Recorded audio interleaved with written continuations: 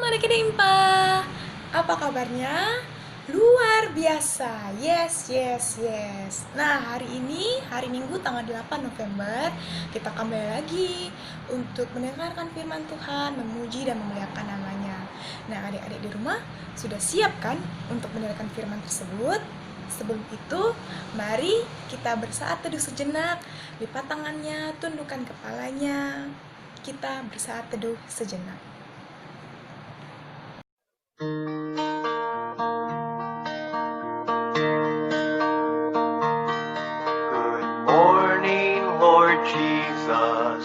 Thank you for today. Thank you for my spirit.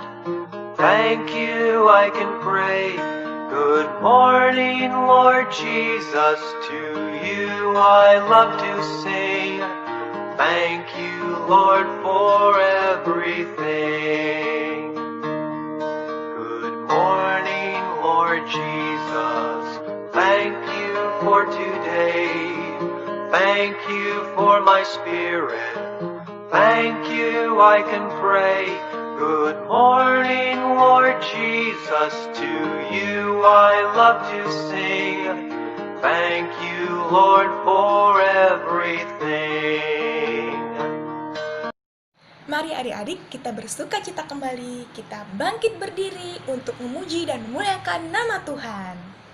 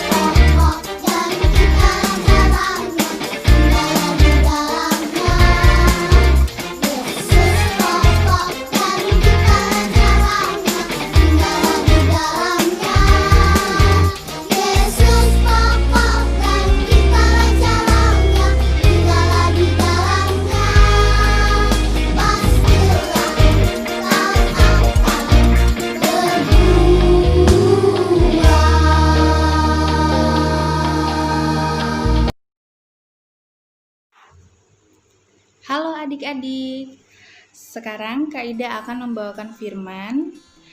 Sebelum kita mendengarkan firman Tuhan, kita akan berdoa dulu. Semuanya tangannya dilipat, kita bersatu di dalam doa. Terima kasih Tuhan Yesus, Engkau telah membimbing kami.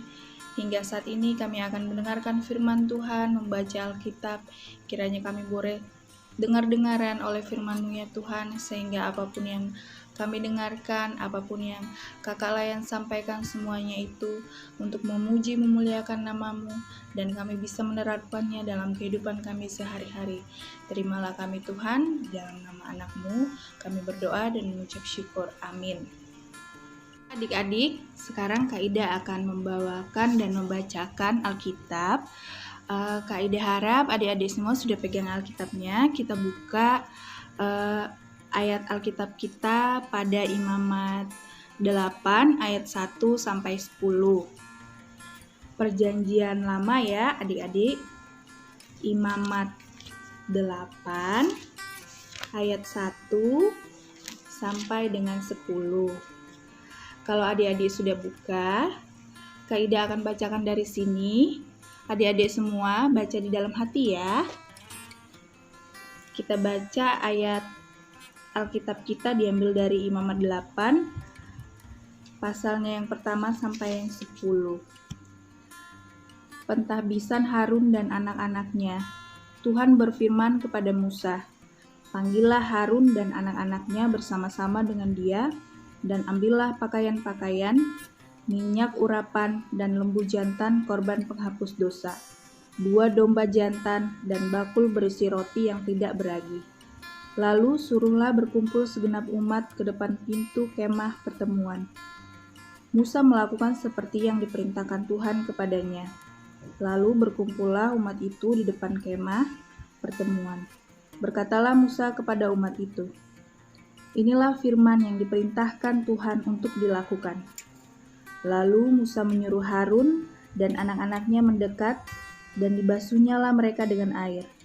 Sesudah itu, dikenakannya lah kemeja ke depannya, diikatkannya ikat pinggang, dikenakannya gamis, dikenakannya baju efod, diikatkannya sabuk baju efod, dan dikebatkannya sabuk itu kepadanya. Dikenakanlah tutup dada kepadanya, dan dibubuhkannya di dalam tutup dada itu Urim dan Tumim. Kemudian ditaruhnyalah serban di kepalanya, dan di atas serban itu, di sebelah depan, ditaruhnyalah patam emas, yakni jamang yang kudus, seperti yang diperintahkan Tuhan kepada Musa. Musa mengambil minyak urapan, lalu diurapinyalah kemah suci serta segala yang ada di dalamnya, dan dikuduskannya semuanya itu. Demikian firman Tuhan. Baik adik-adik, setelah kita sudah membaca Alkitab kita di ayat pertama sampai ayat ke-10, di sini Kak Ida mau menjelaskan sedikit tentang apa maksud dari ayat Alkitab ini. Sesuai dengan SBA, di sini kita diajak untuk melakukan segala perintah Tuhan, mendengarkan perintah Tuhan, karena Tuhan di sini memerintahkan Musa untuk mentahbiskan atau membawa Harun dan anak-anaknya supaya mentahbiskan. Istilahnya mentahbiskan itu mengangkat derajat, bisa, atau meneguhkan, bisa juga. Di sini Harun dan anak-anaknya ditahbiskan, dipasangkan jubah yang bagus, kemudian pakai mahkota, kemudian ada ikat pinggang. Semua dilakukan Musa untuk mentahbiskan Harun dan anak-anaknya. Siapa yang memerintahkan? Tuhan Yesus. Di sini kita bisa mencontoh Musa. Musa itu sangat menuruti apa kata Tuhan Yesus. Musa menuruti apa perintah-perintah Tuhan Yesus. Seperti itu juga kita sebagai anak-anak sekolah minggu, sebagai anak Tuhan, anak papa mama yang tumbuh di tengah-tengah keluarga, harus mematuhi dan menuruti perintah-perintah yang diberikan oleh Tuhan dan orang tua kita. Di rumah biasanya kan ada perintah-perintah yang diberikan oleh mama, papa, atau kakak, abang. Contohnya, tidak boleh main HP lebih dari 2 jam, tidak boleh main HP lebih dari 1 jam. Itu adalah perintah yang baik. Seperti itu juga yang diberikan Tuhan Yesus kepada Musa. Musa diperintahkan supaya melakukan segala apa yang diinginkan Tuhan untuk melakukan atau untuk mentahbiskan Harun dan anak-anaknya. Di sini Musa juga mengumpulkan orang-orang bahwa pentahbisan Harun dan anak-anaknya ini harus disaksikan oleh para imam. Kemudian lewat ayat ini juga Tuhan berbicara kepada manusia dengan berbagai cara agar kehendak Tuhan itu terpenuhi. Jadi sebaiknya kita adik-adik layan lebih banyak mendengarkan daripada meminta kepada Tuhan. Contohnya, kalau di PA kan biasanya kalau kakak layan menerangkan tentang firman Tuhan, ada yang colek-colek temannya, ada yang ngerjain sesuatu, tidak fokus mendengarkan firman Tuhan. Tapi kalau misalnya meminta sesuatu pada saat kakak layan mendengarkan firman Tuhan, Kak nyanyilah, Kak narilah, Kak kita mewarnailah, pasti adik-adik semua bersemangat. Tapi coba mendengarkan firman Tuhan. Kadang ada yang tidak memerhatikan, kadang juga ada yang memerhatikan. Kalau tidak menarik, pasti mencari kegiatan-kegiatan yang lain. Itu contohnya yang lebih simpelnya lagi yang dimaksud oleh Tuhan. Jadi Tuhan itu maunya kita sebagai anak-anak Tuhan lebih banyak mendengarkan perintah Tuhan, lebih banyak mematuhi perintah Tuhan daripada kita meminta kepada Tuhan. Kan kalau misalnya kita meminta kepada Tuhan itu memang yang bagus, tapi adik-adik lebih bagusnya lagi kalau kita itu lebih banyak mendengarkan hal-hal yang baik tentang Tuhan Yesus. Kemudian di ayat ini juga dinyatakan kalau kita itu hanya sebagai alat yang dipakai Tuhan untuk melakukan segala rencana-rencana Tuhan. Contoh dalam ayat Alkitab ini, Tuhan meminta Musa sebagai alatnya atau perpanjangan tangan, atau Tuhan meminta tolong kepada Musa supaya Musa itu melakukan segala apa yang diperintahkan oleh Tuhan, melakukan semuanya yang diperintahkan Tuhan untuk mempersiapkan pertabisan Harun dan anak-anaknya. Jadi Tuhan itu maunya adik-adik layan itu dipakai sebagai alat Tuhan Yesus untuk mengabulkan segala atau untuk melakukan segala rencana Tuhan Yesus yang baik. Contohnya, Tuhan itu senang kalau adik-adik layan itu suka berdoa, suka bernyanyi, memuji nama Tuhan. Tuhan itu suka adik-adik layan kalau adik-adik layan itu mau berbuat baik kepada sesama, kemudian kepada orang tua, di lingkungan keluarga, di lingkungan sekolah. Berbuat baik itu yang paling Tuhan senang, karena itu merupakan rencana Tuhan. Jadi adik-adik, sedikit dari firman yang pada pasal pertama sampai 10 di ayat imamat ini, kita harus lebih banyak mendengarkan perintah-perintah Tuhan Yesus. Kemudian kita adik-adik lain juga harus lebih peka ataupun lebih sering ataupun lebih menyadarkan diri lagi kalau kita itu adalah alat Tuhan Yesus. Aku ini alat Tuhan Yesus, jadi aku harus berbuat baik. Seperti itu ya, harus ada niat dalam hati bahwa kita itu adalah alat Tuhan Yesus. Jadi kita harus banyak-banyak berbuat baik, banyak-banyak memuji Tuhan, banyak-banyak berdoa. Apalagi di masa sekarang ini kan begitu banyak cobaan ataupun contohnya rintangan yang kita hadapi karena adanya pandemi COVID ini. Jadi Tuhan mau kita itu sebagai alatnya itu adik-adik lain itu sebagai alatnya sudah dirancang Tuhan. Oh, nanti kalau COVID seperti ini, anak-anak itu harus sekolah online dari rumah. Jadi Tuhan memberikan kita talenta ataupun memberikan kita kemampuan supaya kita berguna. Kita sebagai alat Tuhan itu supaya kita berguna. Gimana caranya supaya saya itu berguna belajar online di rumah? Jadi kita diminta Tuhan untuk melakukan segala yang baik pada rancangannya, seperti itu. Baiklah adik-adik, demikian firman Tuhan yang singkat ini Kak Ida bawakan. Semoga adik-adik semua bisa menerapkannya di dalam lingkungan rumah, untuk keluarga, untuk teman-teman, dan untuk orang-orang yang membutuhkan. Kita akhiri firman Tuhan ini. Terima kasih.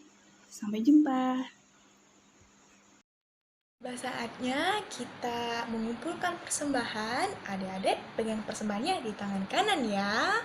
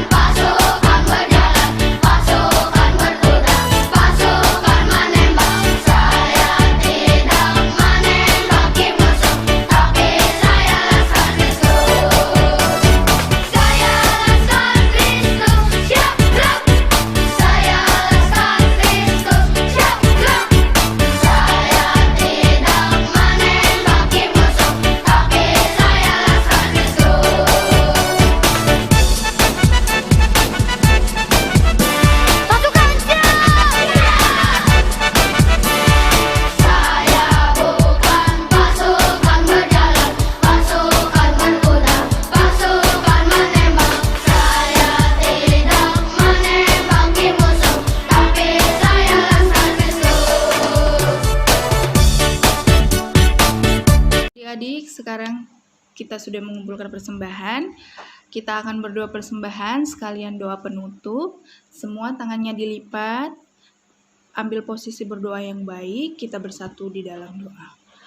Terima kasih Tuhan Yesus, kami sudah mengumpulkan persembahan kami. Kiranya persembahan ini boleh berguna untuk gerejamu dan bagi membutuhkannya. Tuhan Yesus, terima kasih juga untuk segala rezeki yang Kau berikan kepada kami, sehingga kami mampu memberikan sebagian sedikit untuk gerejamu. Tuhan, terima kasih juga telah mengizinkan kami untuk melakukan ibadah PA kami di rumah kami masing-masing. Kiranya di hari-hari berikutnya kami bisa beribadah kembali ya Tuhan. Dan kami bisa berkumpul di kemudian hari nantinya, berkumpul bersama teman-teman dan kakak layan. Tuhan Yesus, terima kasih juga untuk firman yang boleh kami baca dari Alkitab. Kiranya firman-Mu dapat berbuah di dalam hati kami. Berkati kami Tuhan dalam kegiatan kami 1 minggu ke depan. Berkati kedua orang tua kami, berkati teman-teman, berkati juga orang-orang yang kami jumpai di sepanjang minggu ini. Tuhan Yesus, inilah doa yang kami sampaikan kepadamu. Terpuji dan dimuliakanlah nama-Mu Tuhan, kini dan sepanjang masa. Amin. Oke, ibadah hari Minggu kita sudah selesai. Terima kasih adik-adik sudah melakukan ibadah PA hari ini. Sampai jumpa minggu depan. Salam sehat. Dah.